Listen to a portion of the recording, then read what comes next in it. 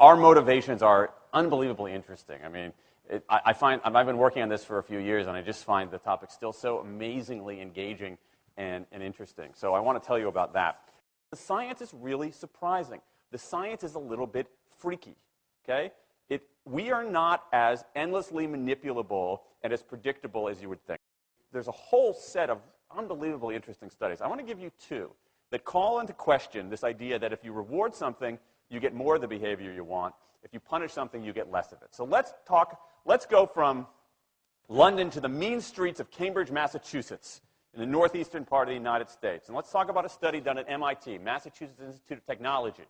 Here's what they did. They took a whole group of students, and they gave them a set of challenges. Things like memorizing strings of digits, solving word puzzles, other kinds of spatial puzzles, even physical tasks like throwing a ball through a hoop.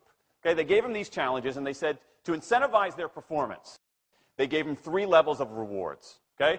So if you did pretty well, you got a small monetary reward. If you did medium well, you got a medium monetary reward. And if you did really well, if you were one of the top performers, you got a large cash prize. Okay? We've seen this movie before. This is essentially a typical motivation scheme within organizations, right?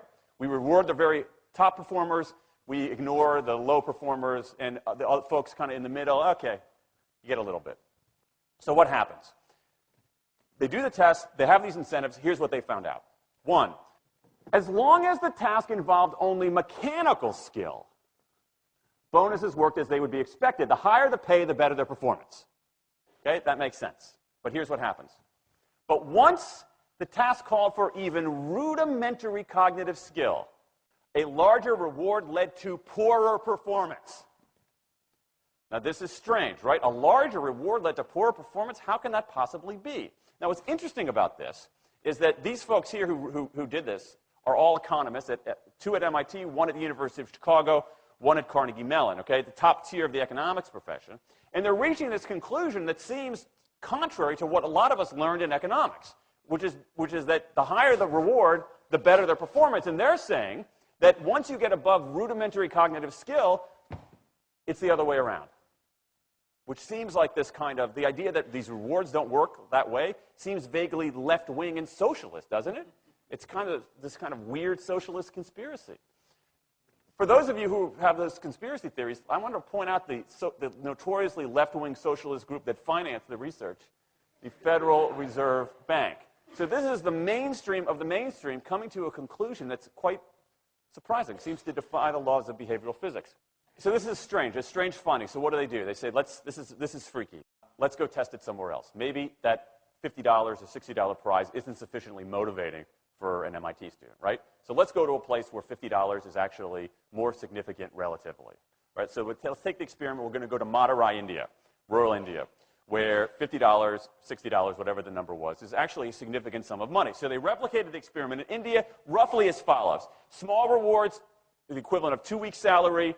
Small performance, low performance, 2 weeks' salary. Medium performance, about a month's salary. High performance, about 2 months' salary. Okay, so those are real good incentives. Okay, so you're going to get a different result here. Well, what happened, though, was that the people offered the medium reward did no better than the people offered the small reward. But this time around, the people offered the top reward. They did worst of all. Higher incentives led to worse performance.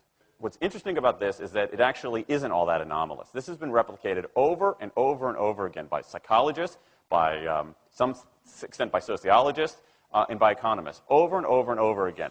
For simple, straightforward tasks, those kinds of incentives, if you do this, then you get that, they're great. For tasks that are algorithmic, set of rules where you have to just follow along and get a right answer, if-then rewards, carrots and sticks, outstanding. But when the task gets more complicated, when it requires some conceptual, creative thinking, those kinds of motivators demonstrably don't work.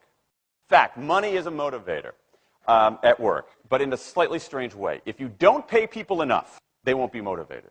What's curious about, there's another paradox here, which is that the best use of money as a motivator is to pay people enough to take the issue of money off the table. Pay people enough so that they're not thinking about money and they're thinking about the work. Now, once you do that, it turns out there are 3 factors that the science shows lead to better performance, not to mention personal satisfaction. Autonomy, mastery, and purpose. Now, once you do that, it turns out there are 3 factors that the science shows lead to better performance, not to mention personal satisfaction. Autonomy, mastery, and purpose. Autonomy is our desire to be self-directed, to direct our own lives. Now, in many ways, traditional notions of management run afoul of that. Management is great if you want compliance, but if you want engagement, which is what we want in the workforce today as people are doing more complicated, sophisticated things, self-direction is better. Let me give you some examples of this, of almost radical forms of self-direction in the workplace that lead to good results. Let's start with this company right here, Atlassian, an Australian company. It's a software company, and they do something really cool. Once a quarter, on a Thursday afternoon, they say to their developers, for the next 24 hours, you can work on anything you want.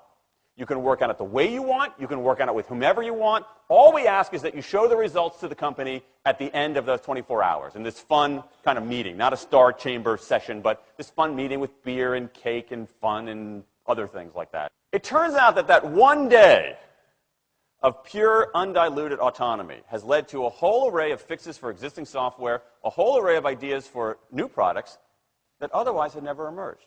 One day. Now, this is not an if-then incentive. This is not the sort of thing that I would have done 3 years ago before I knew this research. I would have said, you want people to be creative and innovative? Give them a freaking innovation bonus. If you can do something cool, I'll give you $2,500. They're not doing this at all. They're essentially saying, you probably want to do something interesting. Let me just get out of your way. One day of autonomy produces things that had never emerged. Right, let's talk about mastery. Mastery is our urge to get better at stuff. We like to get better at stuff. This is why people play musical instruments on the weekend. You got all these people who are acting in ways that seem irrational economically. They play musical instruments on weekends. Why? It's not going to get them a mate. It's not going to make them any money. Why are they doing it? Because it's fun, because you get better at it, and that's satisfying. Go back in time a little bit. I imagine this if I went to my first economics professor, a woman named Mary Alice Schulman, and I went to her in 1983 and said, Professor Schulman, can I talk to you after class for a moment? Yeah. I got this inkling. I got this idea for a business model. I just want to run it past you. Here's how it would work. You get a bunch of people around the world who are doing highly skilled work, but they're willing to do it for free and volunteer their time, 20, sometimes 30 hours a week. Okay, she's looking at you somewhat skeptically there. Oh, but I'm not done. And then what they create, they give it away rather than sell it. It's going to be huge. I mean, she truly would have thought I was insane. Okay, it seemed to fly in the face of so many things. But what do you have? You have Linux powering 1 out of 4 corporate servers in Fortune 500 companies, Apache powering more than the majority of web servers, Wikipedia. What's going on? Why are people doing this? Why are these people, many of whom are technically sophisticated, highly skilled people who have jobs? Okay? They have jobs. They're working at jobs for pay, doing sophisticated technological work. And yet, during their limited discretionary time, they do equally, if not more, technically sophisticated work, not for their employer, but for someone else for free. That's a strange economic behavior. Economists who look into it, why are they doing this? It's overwhelmingly clear. Challenge and mastery, along with making a contribution. That's it. What you see more and more is a rise of what you might call the purpose motive, is that more and more organizations want to have some kind of transcendent purpose, partly because it makes coming to work better, partly because that's the way to get better talent. And what we're seeing now is, in some ways, when the profit motive becomes unmoored from the purpose motive, bad things happen. Bad things ethically sometimes, but also bad things just like not good stuff, like crappy products, like lame services, like uninspiring places to work. That when the profit motive is paramount, or when it becomes completely unhitched from the purpose motive, it's just, people don't do great things. More and more organizations are realizing this and sort of disturbing the categories between what's profit and what's purpose. And I think that actually heralds something interesting. And I think that the organizations that are flourishing, whether they're profit, for profit, or somewhere in between, are animated by this purpose motive. Let me give you a couple of examples. Here's the founder of Skype.